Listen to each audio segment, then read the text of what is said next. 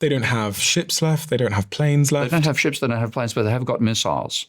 And we don't know how many missiles they've got. We don't know where the missiles are. Certainly the Americans would have some intelligence. I think the word's got to be used with inverted commas these days, but some intelligence over where they are located in Iran. But if you listen to the Iranians talking about it, they say they've got hundreds of these facilities buried hundreds of metres below the ground. If the weapons they've developed, the advanced rocketry they've developed, they can evade Israel's Iron Dome. Maybe they can also get into and destroy Israel's launch capabilities. And if that happens, I think that'd be the best possible outcome, because we have a rogue state in the Middle East which has nuclear weapons, which will neither admit that it has or won't sign it. They're not part of the Nuclear Non-Proliferation Treaty. They won't sign that treaty. We should never have allowed that to happen. And if Iran gets rid of them, I think the world's a safer place. Israel are just going to make more nuclear weapons. They have the resources.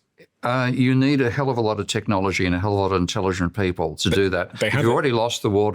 How could Israel lose the war? You've got a population of 90 million in Iran and a population of less than 10 million in Israel. But it's a sort of technological gulf. It's not as big as we thought it was. We're only realising now the level of technology that Iran has. I mean, the things which Iran are doing in this war so far have surprised everybody who hasn't got the background of intelligence to tell them what's going on. It's an educated, sophisticated culture, far more so than the caricature we've got from the West has been about it in the past. So they don't have nearly the same level of resources and technology and I would say maybe sort of sophisticated, advanced systems from a war perspective that Israel do. We think. We don't know. We're assuming again. Even the intelligence services, even their planes and their missiles and their defense systems are profoundly more advanced than Iran's. If that was the case, we wouldn't be having this conversation.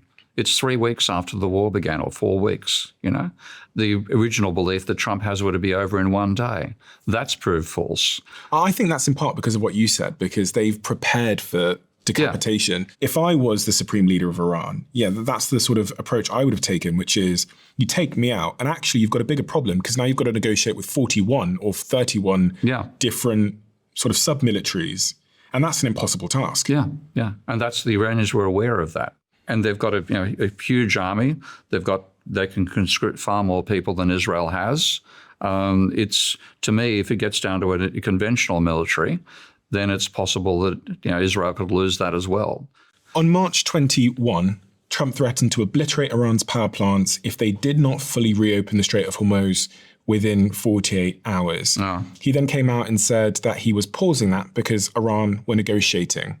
And he says he thinks he's negotiating with the right person. As of yesterday, Trump has announced a 10-day pause until April 6th on destroying energy plants, claiming that indirect talks are going very well and that Iran is begging to make a deal, according to The Guardian. So what's going on there in your view? I think he's gaming the markets.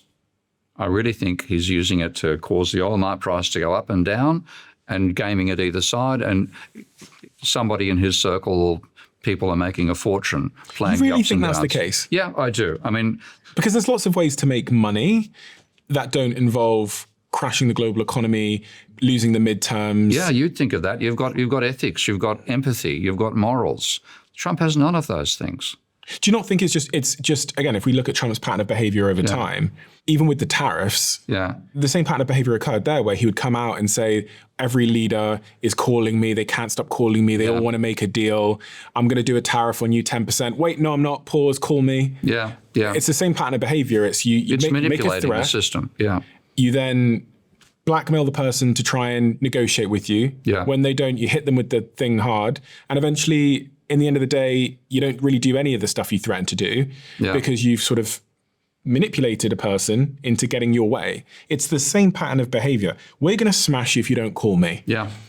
They do or don't call. He announces to the world that they called. They're begging. Look, it says here, they're begging me for a deal. I'm going to give them 10 more days. To me, it sounds like he's trying to build his golden bridge to get the fuck out of there. What he's imagining is he's dealing with somebody like himself in Iran. Okay, he's projecting how he would react to these things. He's obviously projecting his own behaviour onto the system, and it's projection rather than understanding. So if you decapitate, if you took out Trump, the fear of being, assassinated, yes, well, bargain, what do you want me to do? He thinks that works in Iran. It doesn't. You can look at his behaviour and sort of understand what he wants. He wants to win this war.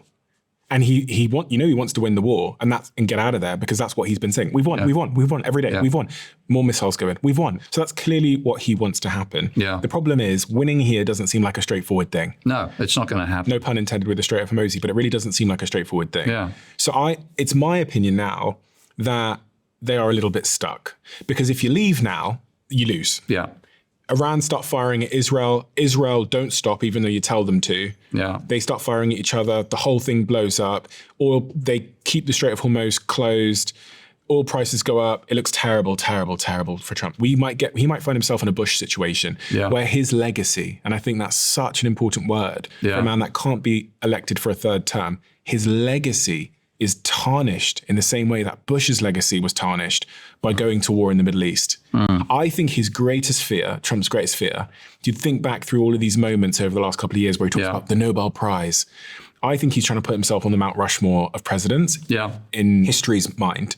And I think how this situation plays out now, the sole thing he's thinking about is his legacy. And right now, being stuck in a war and contemplating putting ground troops in is arguably the worst thing for one's legacy. Americans dead. Yeah, and lots of Americans dead. These wars are like, you think about Vietnam, these wars are never really won. No, well, America hasn't won a war since World War II. And even World War II was won by the Russians more so than the Americans. So we have this picture of America as being this, invincible military power, but it lost in Vietnam, it lost in Iraq, it lost in Afghanistan. America's failed in all of these. This is another American failure, but on a scale far beyond what happened in Afghanistan and Vietnam. Do you think he will send ground troops in? Yes, I do. And I've seen people talking about where the troops might land. And the only part of they can land is right towards this edge here with Pakistan, where they might land between 2,000 and 10,000 troops. I'd hate to be one of those troops because it's a suicide mission.